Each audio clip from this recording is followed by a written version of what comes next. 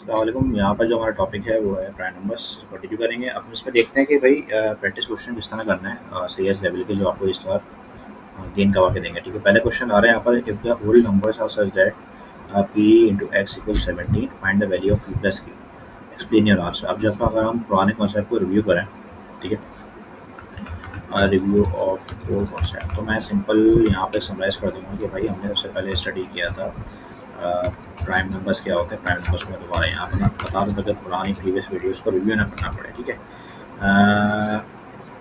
Any number with exactly two distinctive factors. ठीक है, मैंने इस पर बात करी थी कि वो एग्जैक्टली टू डिस्टिंक्टिव फैक्टर होना ज़रूरी है उसके, क्योंकि यही जो है ना वो बड़ा डिफरेंस क्रिएट करता है प्राइम नंबर्स का, तो उसी को प्राइम नंबर कहते हैं। अगर हम कंपोजिट नंबर्स की बात करें, कंपोजिट नंबर्स को सिंपल कहते हैं वो numbers, any numbers with more than two distinctive factors.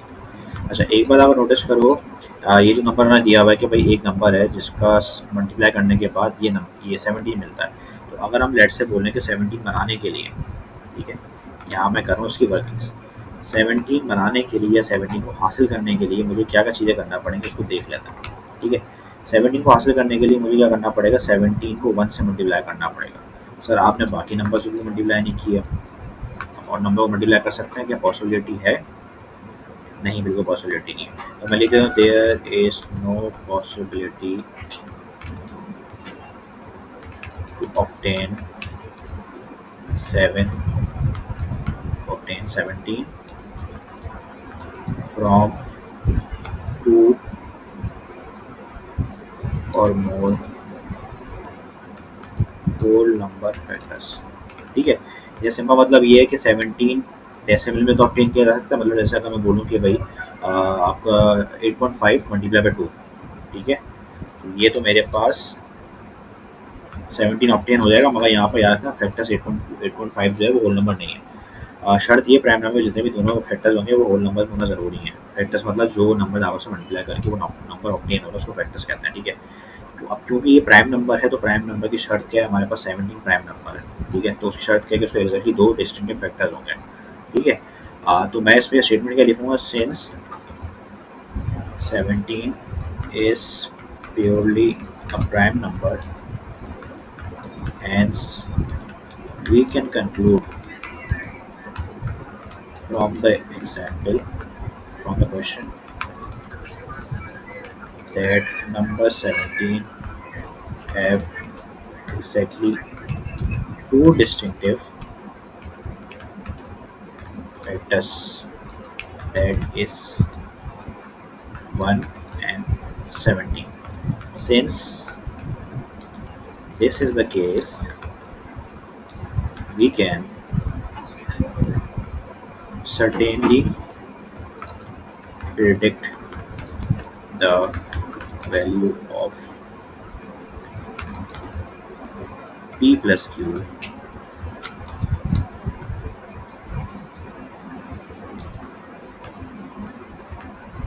equals to 17। ठीक है, अच्छा, अब P plus Q 17 की कैसे वैल्यू सर्टेन कर सकते हैं, हमें पहले फाइंड आउट करना पड़ेगी कि P और Q की वैल्यू क्या है। What are the values of P and Q। Obviously बात, उसने यहाँ पे इक्वेशन दी हुई, उसने बोला है कि P मल्टीप्लाई बाई Q करोगे और उसके बाद आपको 17 हासिल होगा। तो कैसे हो सकता है, अगर आप ऊपर नोटिस करो, मैं इसको लिख दूँ इस तरीके से, मल्टीप्लाई बाई 17 इक्वल टू 17। तो हम यहाँ पे क्या दोनों वैल्यू से सब्स्टिट्यूट कर सकते हैं, मतलब P की जगह मैं 1 इंट्रोड्यूस कर दूँ या Q की जगह 7 इंट्रोड्यूस कर दूँ। ठीक है, तो इस केस में मैं क्या बोलूँगा, P इक्वल्स टू 1, ठीक है, और Q इक्वल्स टू 17। इसी फॉर्मूले को रखते हुए क्या मैं इसके सवाल की रिक्वायरमेंट पे आऊँगा कि find the value of P plus Q। मैं बिल्कुल कर सकता हूँ ये चीज़, इस चीज़ को यहाँ लिख देता हूँ। ठीक है, ये मेरे पास रिक्वायरमेंट थी इसकी, इसको मैं कैसे सॉल्व करूँगा। अब जो आंसर आ रहा है वो मेरे पास ये आएगा कि P की जगह पे मेरे पास आ गया 1, 17, Q की जगह पे मेरे पास 17 और उसका आंसर मेरे पास आ गया। Hence the value of P plus Q equals to 18। ये बात समझ में आती है, बहुत सिंपल सवाल था, इसको अंडरस्टैंड करना बहुत ज़रूरी है। अच्छा, ये कॉन्सेप्ट क्योंकि प्राइम फैक्टर का है, प्राइम नंबर्स का है, तो उसमें ज़रूर अंडरस्टैंड करना ज़रूरी है कि अगर हमें ये पता ही नहीं होता कि प्राइम नंबर है तो हमें बड़ा मुश्किल होता।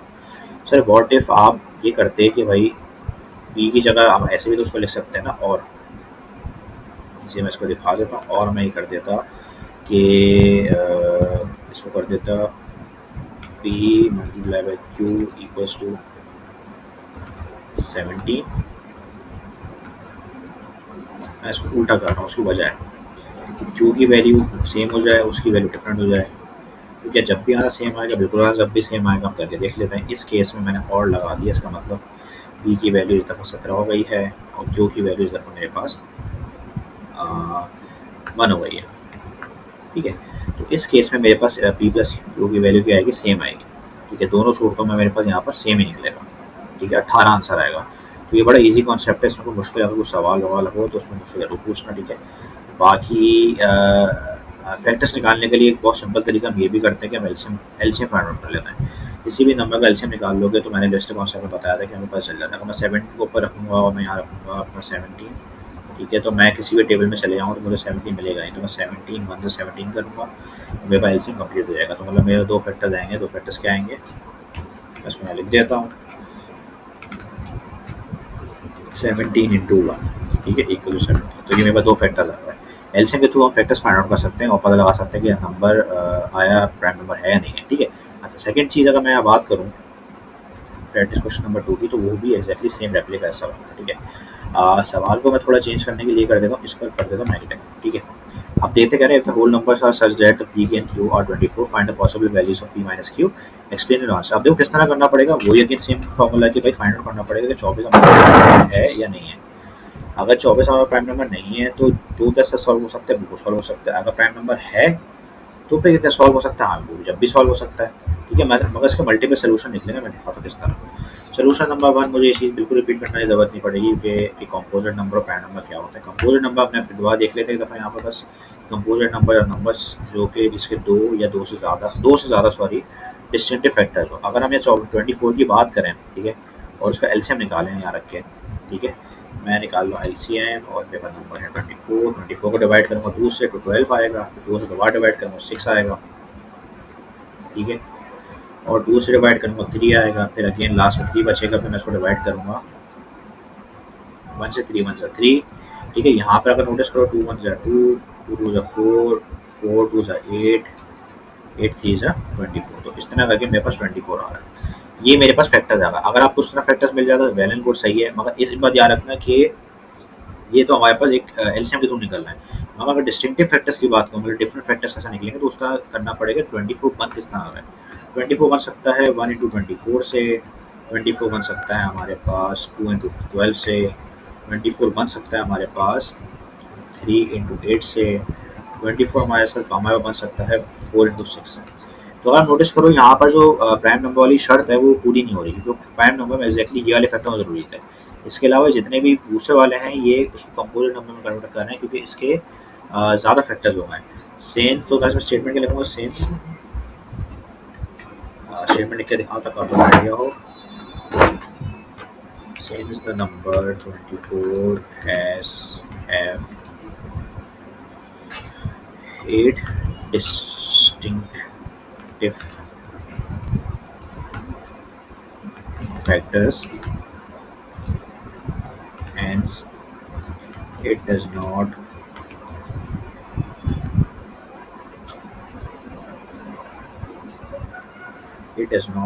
falls in the category of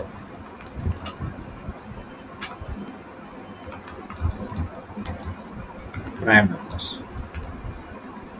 Hence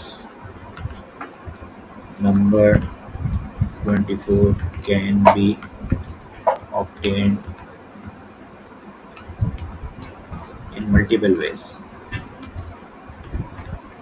ठीक है, तो हम पॉसिबिलिटी क्या कर सकते हैं कि अगर हम बोलें कि भाई अब p multiply by q equals to 24 है, यार इस 24 को ऑब्टेन करने के लिए मैं क्या कर सकता हूँ, उसको मल्टीपल में निकाल सकता हूँ। पी और क्यू की मल्टीपल वैल्यूज निकलेंगी।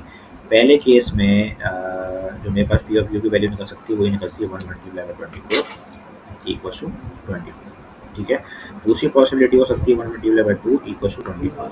तीसरी पॉसिबिलिटी मेरे पास हो सकती है 3 मल्टीप्लाई बाई 8 इंटू 24। चौथी पॉसिबिलिटी मेरे पास हो सकती है 4 इंटू 6 इक्वल्स टू 24। ठीक है, तो पी और क्यू की बहुत डिफरेंट डिफरेंट वैल्यूज आ रही हैं। अच्छा, अब सवाल जो है ना थोड़ा डिफरेंट है प्लस के मुकाबले में। यहाँ पे वो कह रहे हैं find the value of p minus q. ठीक है, p minus q equals to क्या वैल्यू आ रही है। ऑब्वियसली बात है, हमें डिटरमिन करना पड़ेगा पी माइनस क्यू की वैल्यू क्या आ रही है। अगर आप नोटिस करो तो पी की वैल्यू 1, ठीक है, और माइनस पहले केस में मैं अगर देखूँ तो मेरे पास यहाँ पर आ रही है, मैं लिख देता हूँ यहाँ पर p minus q equals to, देखते हैं अभी। अगर मैं पी की वैल्यू 1 ले रहा हूँ और क्यू की वैल्यू 24 लूँगा पहले इसके हिसाब से, तो मेरे पास वैल्यू आएगी -20। ठीक है, और अगर मैं सेकंड केस के हिसाब से लूँगा तो मैं 2 -12 करूँगा। ठीक है, अब यहाँ पे मेरे पास आ रहा है 10 -10। ठीक है, थर्ड केस में अगर मैं बात करूँ तो मेरे पास आ रहा है 3 -8। ठीक है, इस केस में मेरे पास वैल्यू आएगी -5, और अगर मैं और आगे जाता हूँ एडवांस जाता हूँ तो मेरे पास फिर आता है 4 -6। यहाँ पे मेरे पास वैल्यू कितने है, पी माइनस क्यू की -2। तो अगर मैं सिंपली बात करूँ और पी माइनस क्यू की वैल्यू निकालूँ तो भाई मेरे पास ये आंसर आ रहा है। ठीक है, तो मैं यहाँ स्टेटमेंट लिखूँगा, hence the possible values of p minus q can be -23, ठीक है, -10, -5 और -2। ठीक है, तो सिंपल बहुत इजी सवाल था, इसको कोई मसला नहीं था। अगर अब मैंने दो देखिए बता दी कि अगर प्राइम नंबर हो जब कैसे कर सकते हो सवाल को। ठीक है, और अगर और कंपोजिट नंबर हो जब कैसे सवाल को डील करेंगे। कंपोजिट नंबर में ये होता है कि पी और क्यू की ज़्यादा वैल्यूज निकल सकती हैं। सर क्या ज़रूरी है पी एंड क्यू आएगा? नहीं, एक्स एंड वाई भी दे सकते हैं सर, कोई भी दुनिया का अल्फाबेट उठा के दे दें या सिंबल उठा के दे दें तो उससे कोई फ़र्क नहीं पड़ता, या वेरिएबल उठा के दे दें कोई फ़र्क नहीं पड़ता। ठीक है, अच्छा, उसके बाद अगर हम बात करें question number 3, question number 3 totally different है। क्वेश्चन नंबर 3 में वो सिंपल कह रहा है कि प्रूफ करके दिखाओ, determine whether the each of the following are prime numbers और कंपोजिट नंबर्स। ठीक है, अब देखते हैं 17 क्या प्राइम नंबर है या नहीं है। अगेन क्या करते हैं, इसके लिए एलसीएम निकालते हैं। 117 का एलसीएम निकालेंगे तो अगर हम नोटिस करें तो 117 में क्या डिवाइड हो रहा है, 1 से डिवाइड नहीं हो, 1 से डिवाइड हो जाएगा। ठीक है, 1 से हमें फ़र्क नहीं पड़ता एलसीएम के अंदर। तो इसका तो एक फैक्टर तो बनता ही बनता है कि 1 × 117 इक्वल्स टू 117। ठीक है, अच्छा, क्या ये 2 से डिवाइड हो रहा है? 2 से डिवाइड नहीं हो रहा। 3 से डिवाइड हो रहा है? 3 से डिवाइड भी नहीं हुआ, करके देख लेना। ठीक है, अच्छा, उसके 3 से डिवाइड अगर हो सकता है देख लेते हैं, नोटिस करते हैं, करके देख लेते हैं। अगर मैं 3 रख रहा हूँ और मैं रखूँगा कि 3 3 ज़ा 9, 2 कैरी हुआ, 27 3 9 27। ठीक है, तो ये मेरे पास कट हो रहा है। मैं इसको चेक भी कर लेता हूँ प्रूफ करने के लिए ताकि कोई प्रॉब्लम, तो मैंने बिल्कुल सामने सवाल बनाया ना ये। मैं अगर इसको मल्टीप्लाई करता हूँ 17 डिवाइडेड बाई 3 तो मेरे पास 39 आएगा। ठीक है, मैं कैलकुलेटर में करके दिखा भी देता हूँ यहाँ पर, नज़र आता रहा है। देखिए, अगर नोटिस करो यहाँ पर आ रहा है हमारे पास 117 डिवाइडेड बाय 3, तो मेरे पास 39 आ रहा है। इसका मतलब मैं 117 एक और तरीके से ऑप्टेन कर सकता हूँ। इसका नाम इसका है 3 × 39 117। ठीक है, तो इसका मतलब क्योंकि इसके एक से ज़्यादा डिस्टिंक्ट फैक्टर्स हैं, ठीक है, तो इसका मतलब कंपोजिट नंबर है और प्राइम नंबर नहीं। अब जाहिर सी बात है, अगर मैं एग्जामिनर को यहाँ तक आंसर दे दूँगा तो वो मुझे मार्क्स दे तो देगा, मगर वो एक्स्ट्रा नहीं देगा ये वाला। तो उसको एक्सप्लेन करना ज़रूरी है वर्ड्स के अंदर, क्योंकि बहुत ज़रूरी हो जाएगा। तो हैंस मैं यहाँ से स्टेटमेंट लिखूँगा, sense number 27 117 has more than 2 distinctive factors, hence it cannot be a prime number. Therefore, it is a composite number. Simple easy है। ठीक है, इसी तरीके से उसने क्वेश्चन नंबर 2 में बोला है, मतलब पार्ट बी में उसने बोला है, ये मेरे पास पार्ट ए है, मैं इसको मार्क कर देता हूँ, पार्ट ए। ठीक है, अच्छा, पार्ट बी में अगर मैं बात करूँ, पार्ट बी में उसने बोला है क्वेश्चन 7 नंबर निकालो 37 का फाइंड आउट करोगे। भाई ये क्या हमारे पास कंपोजिट नंबर है, प्राइम नंबर, हम तो देख लेते हैं। ठीक है, इसको मैं कॉपी कर लेता हूँ, आपको आइडिया हो जाएगा भाई क्या है या नहीं है। एलसीएम में मैंने किया कुछ नहीं, मैंने एलसीएम इसका निकाला तकरीबन 37 का। ठीक है, अच्छा, 37 को आप डिवाइड कर लोगे तो किसी नंबर से डिवाइड नहीं होगा। ठीक है, सिवाय 1 और 37 के। 1 × 37 करोगे तो इक्वल टू 37 आ जाएगा। मगर एक बात नोटिस करना कि एलसीएम इसके अलावा कोई और फैक्टर्स निकल नहीं जाएगा ना इसके। तो इसमें ये प्राइम नंबर प्रूव है। आप लिखोगे स्टेटमेंट में कैसे, since number 37 has exactly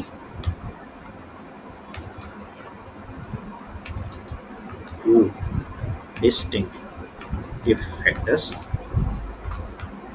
hence it cannot be considered composite number. ठीक है, कंपोजिट नंबर में ज़्यादा होते हैं, प्राइम नंबर में एग्जैक्टली दो होते हैं। ठीक है, therefore it will be identified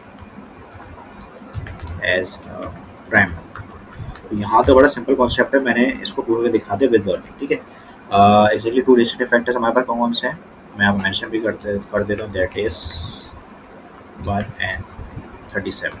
इसके अलावा वो किसी और टेबल में आते ही नहीं है, होल नंबर्स वाले टेबल में याद रखना।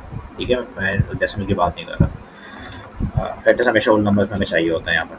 ठीक है, तो ये क्वेश्चन समझ में आ कि इसी का बिल्कुल रेप्लिका सवाल है, मैंने क्वेश्चन फॉर्म में दिया है, मैं समझा देता हूँ, मैं करवाऊंगा नहीं। ठीक है, इसका सोल्यूशन मुझे भेजना, सर कहाँ भेजेंगे, वो नंबर फ़ोन नंबर मेरा अवेलेबल मिल जाएगा आपको पेज पे। या लिखा हुआ determine whether each of the following numbers are prime numbers और कंपोजिट नंबर्स। वो कह रहा है क्वेश्चन ए में मुझे बताओ कि 387 प्राइम नंबर है या नहीं है, पहली चीज़। फिर कह रहा है नंबर 2 47 प्राइम नंबर है, कंपोजिट नंबर है, मुझे एक्सप्लेनेशन के साथ इसको आंसर को लिख के दिखाओ। एक्सप्लेनेशन सर क्या कर सकते हैं, मैंने जिस तरह ये स्टेटमेंट लिखी है, ये स्टार आपको दिला के देती है लाजिम। ठीक है, एग्जामिनर कभी भी आपको यहाँ पास काट ही नहीं सकता, कुछ भी कर लो। अब एक बच्चा जो है ना, ये वाला बच्चा वो सिर्फ ये करके आ जाएगा और बोलेगा पेपर बड़ा अच्छा हुआ, मगर इस वाले बच्चा ये पूरा करेगा, ये अच्छे शो करेगा, तो उसको जैसे भी स्टार मिलेगा पेपर 1 के अंदर। ठीक है, अगर इसके अलावा कोई क्वेश्चन हो मुझसे ज़रूर पूछ लेना। ठीक है, अल्लाह हाफ़िज़।